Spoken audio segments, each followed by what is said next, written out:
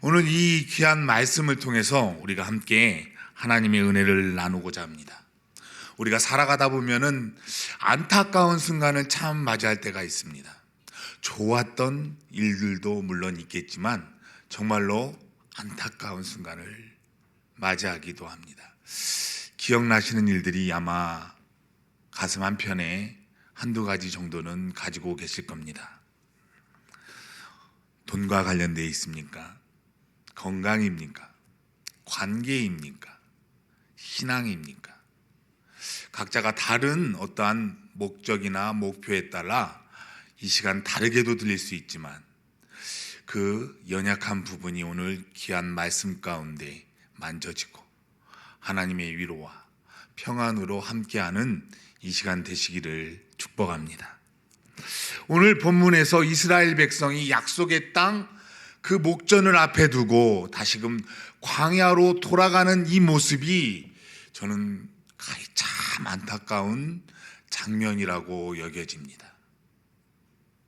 애굽에서 하나님의 부름을 받아 하나님을 예배하라고 그 젖과 꿀이 흐르는 땅을 목전에 두고 다시금 광야로 돌이켜 나아가는 이들의 허탈한 모습이, 어깨가 축 처진 모습이, 다시금 애굽으로 돌아가고 싶은 이 억측스러운 모습이 가장 안타까운 모습이 아닐까요?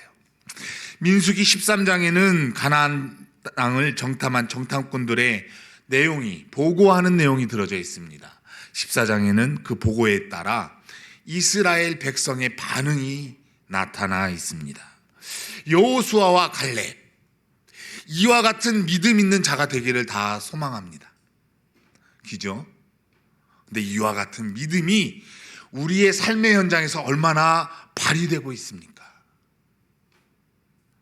바라지만 삶의 현장에서 이와 같은 믿음의 고백과 승전가를 높이 부를 만한 확신에 찬, 기백에 찬 모습이 우리에게 없다는 것이 참으로 안타깝다는 거예요. 이 둘의 모습에서 우리가 보라보건대 이들은 선택과 집중이 달랐다는 겁니다. 선택과 집중이 다르다는 거예요. 본문 30절을 한번 보시겠습니다. 갈렙이 모세 앞에서 백성을 조용하게 하고 이르되 우리가 곧 올라가서 그 땅을 취하자 능히 이기리라. 이 취하자와 이기리라는 이 말씀이 이에게서 나타나 있습니다. 하나님의 사람은 이성적인 어떤 활동도 인정하지만 이처럼 하나님께서 주신 말씀에 근거해서 확신에 찬 순간을 놓치지 않는다는 겁니다. 그 말씀에 찬 근거를 가지고 행동을 한다는 겁니다. 이런 믿음이 우리에게도 있어야 합니다. 그럼 이성적 판단이 이 진리된 하나님의 말씀과 충돌할 때 무엇보다도 우리는 무엇을 따릅니까? 이 갈렙과 여호수아는 하나님의 말씀의 편에서 따랐다는 것입니다. 대부분의 사람들이 이성에 따르다는 거예요. 경험에 따른다는 겁니다. 상황에 따른다는 겁니다. 이처럼 우리도 진리 대신 예수님의 말씀에 힘입어 따라가시기를 바랍니다. 여러분은 그리스도를 따르는 자들을 따라가면 안 되는 거예요. 그럼 누구를 따라가야 되는 거예요? 예수 그리스도를 따라가는 거예요. 그 상황을 마주하게 되면은 사람을 따라 이 사람이 이리 가면 이리 가고 저리 가면 저리 가는 그리스도를 따르는 사람이 되지 말라고 말씀하시는 겁니다. 예수 그리스도를 따라가시기를 바랍니다. 여호수아와 갈렙이 그랬던 거예요. 하나님의 말씀이 나의 삶에 가득한 확신과 믿음의 바탕이 되었다면 즉각적으로 그 말씀에 힘입어 행동하는 자세가 필요합니다. 그렇기 때문에 이 하나님의 사람들은 그 절체절명의 순간에서 그들이 선택과 확신에 찬 그 집중하는 태도가 달랐다는 것이. 상황은 급박하게 어수선하고 포기하려고 하고 도망가려고 하고 그만두고 싶은 상황이지만 이 상황에서 하나님의 말씀에 집중했고 그 말씀의 선택을 따라갔다는 것이.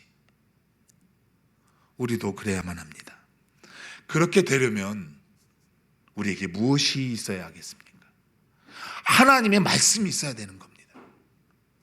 하나님의 말씀. 그 약속의 말씀을 품으면 그 말씀이 우리 마음속에서 무엇을 일으킵니까? 믿음을 불러일으킵니다. 그 믿음을 불러일으킨 그 사람이 바로 믿음의 안목을 가지고 비전을 품게 된다는 것입니다. 세상의 안목의 정욕이 아니라 하나님의 말씀을 품은 사람은 믿음의 안목을 가지고 하나님의 비전을 품고 달려가는 것입니다. 12이 가서 가나안을 정탐했습니다. 그러나 여호수아와 갈렙만 바로 소망과 희망과 그 비전을 가지고 하나님의 말씀을 품고 믿음의 안목을 지녔기 때문에 나아갈 수 있었던 것입니다. 지혜로운 지도자는 위기에서도 하나님의 약속의 말씀을 바라봅니다.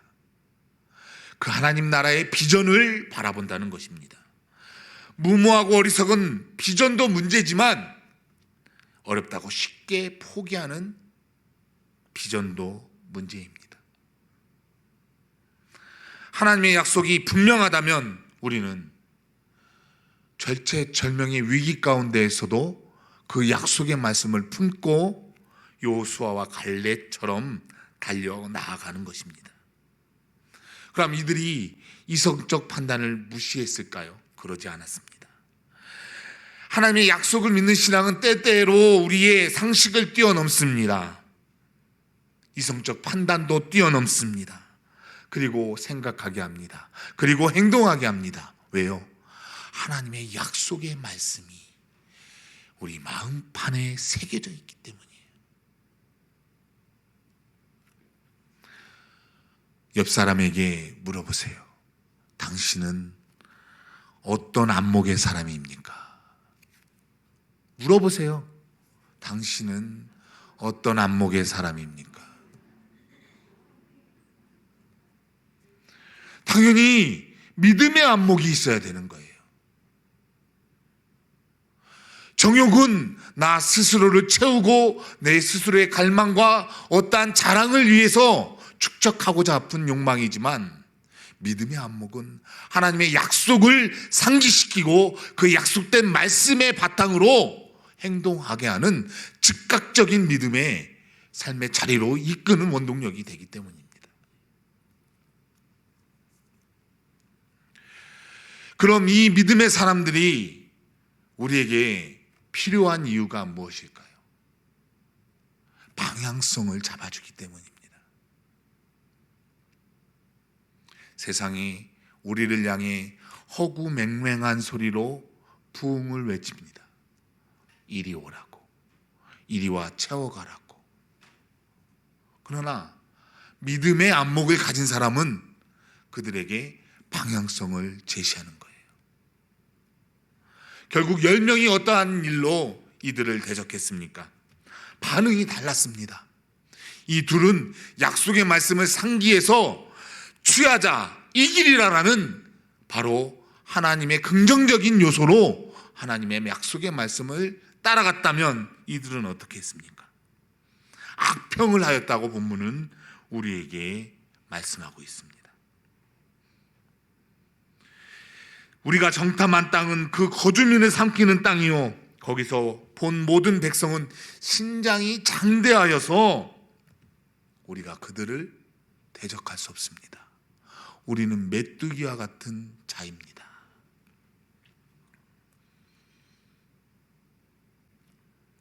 그러자 이를 들은 백성들이 어떻게 했다고 말씀하고 있습니까? 모세와 아론을 원망했습니다. 그리고 그 모세와 아론을 바닥에 꿇어 엎드리게 만들었습니다. 그리고 온갖 원망과 불평으로 그 모든 것이 전가되어 하나님께로 향하게 했습니다. 그리고 마지막에 어떻게 했습니까?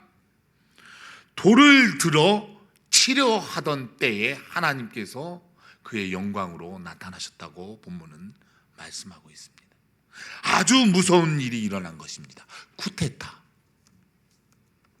쿠데타가 일어난 거예요.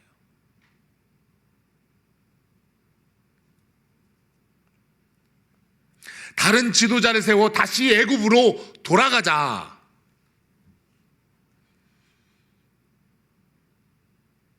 이런 완악한 백성들을 바라보며 갈렙은 옷을 찢었다고 본문은 표현하고 있습니다.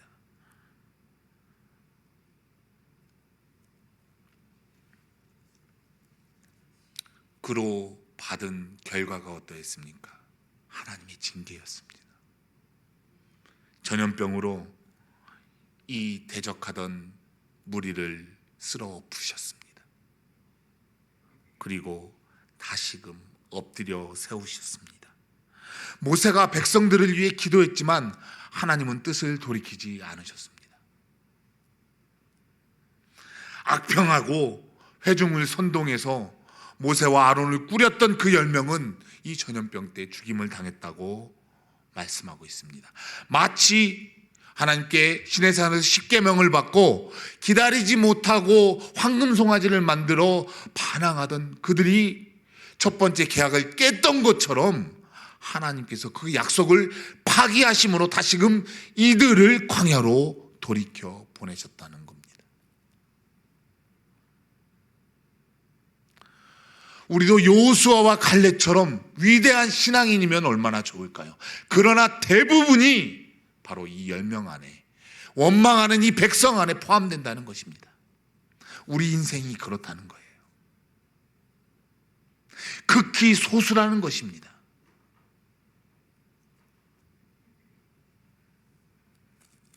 우리는 이런 상황을 반면 교사로 삼아야 하는 겁니다.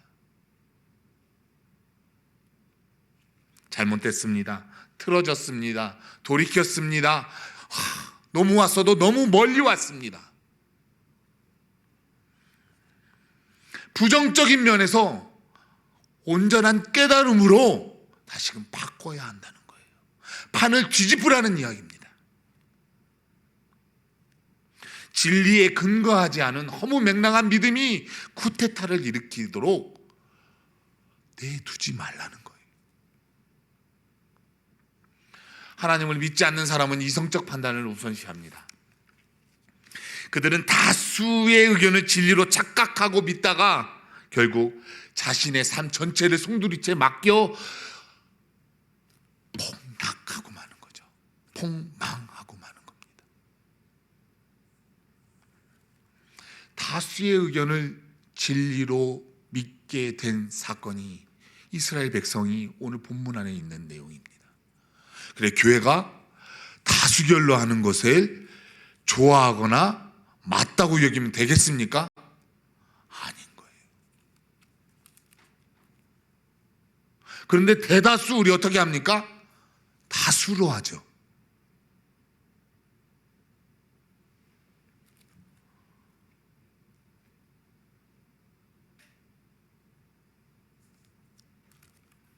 분명 하나님께서 약속하신 그 땅은 젖과 꿀이 흐르는 땅입니다. 포도송이 하나를 운반하려고 해도 한 사람이 짊어질 수가 없습니다.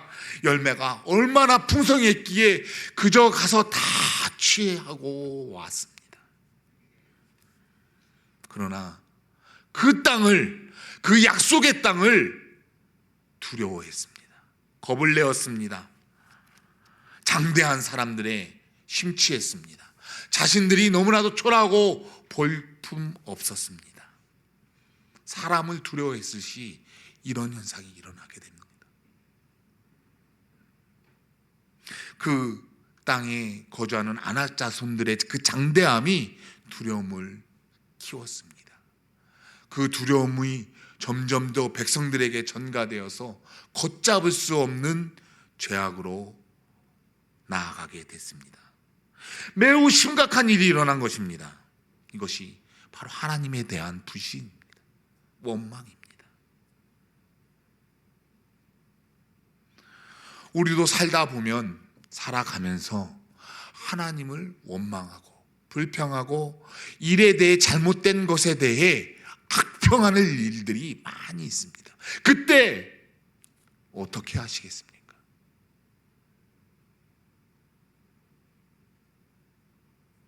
그 일을 타산지석으로 삼아서 정말로 귀하고 온전한 일에 교훈을 삼느냐, 아니면은 그저 험담과 비변과 악평하고 그것을 끝내느냐는 이 백성들의 모습에서 찾아보듯이 우리의 모습에서 똑같이 결과론적으로 나타날 수 있는 것을 알아야 합니다.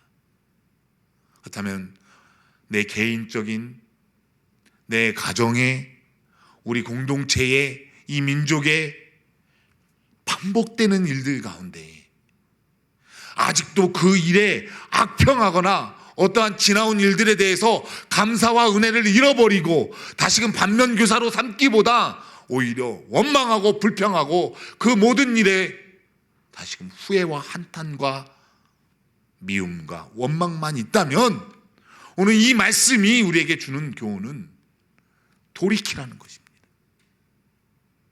잘못됐어도 하나님의 때와 시간의 주인님을 온전히 알고 그 하나님을 바라보라는 말씀입니다.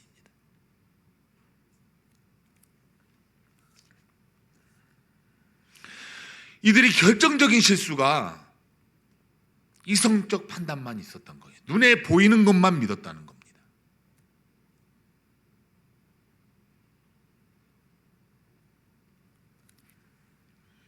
눈에 보이지 않는 약속의 땅, 보고도 보이지 않는 그 약속의 땅을 믿지 못했다는 겁니다.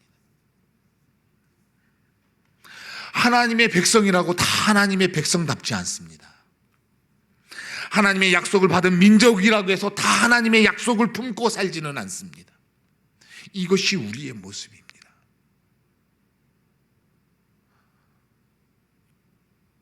승질대로 믿지 마십시오. 승질대로 욱하지 마십시오.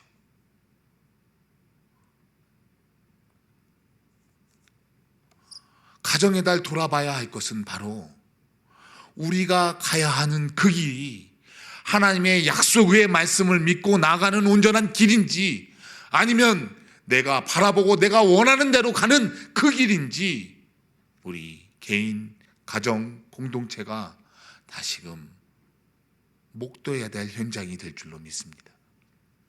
분명한 것은 하나님께서는 무한한 사랑으로 우리를 사랑하시지만 그 사랑하는 방식 안에서는 시간을 정해놓고 행하십니다. 시간을 정해놓고 알파요 오메가이신 그 하나님께서 시간을 정해놓고 무한대에 걸쳐 기다리시는 것이 아니에요. 그 시간 안에 들어와 있는 믿음의 사람들은 왜? 마라나타 하며 그날을 사모하고 기다리는 자 아닙니까? 그렇다 하면은 하나님의 때가 차기 전에 회개하고 돌아설 수 있도록 깨어 근신하고 경성하는 우리가 되어야 할 줄로 믿습니다. 주님이 그러시겠죠. 어느 때까지 나를 멸시하느냐, 어느 때까지 나를 믿지 않느냐.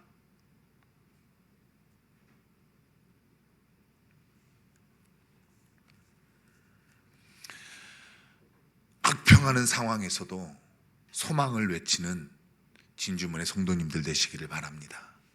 원망과 불평이 난무하는 가운데 불안과 두려움이 극심하는 상황인 가운데서도 소망을 품고 하나님의 비전을 외치는 하나님의 사람들이 되시기를 바랍니다. 분명 어려운 시기입니다. 주위를 봐도 온정의 따뜻한 눈빛 찾기 어려운 시기입니다. 그러나 주님이 우리에게 요구하시는 것이 무엇일까요? 하나님의 사랑이잖아요. 하나님의 사랑.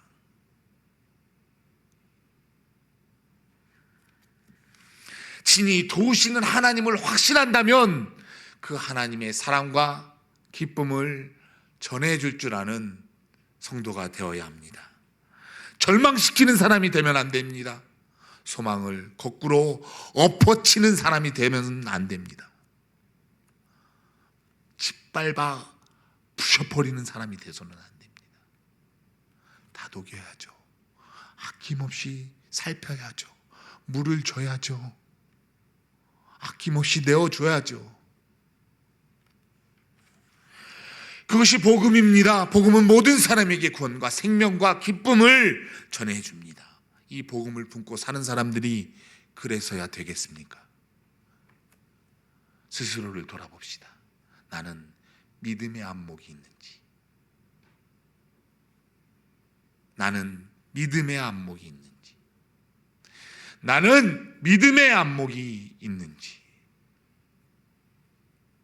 지나온 그 길은 하나님께서 반면 교사 삼기 위한 하나님의 은혜였습니다. 고백하실 수 있기를 주님의 이름으로 축복합니다.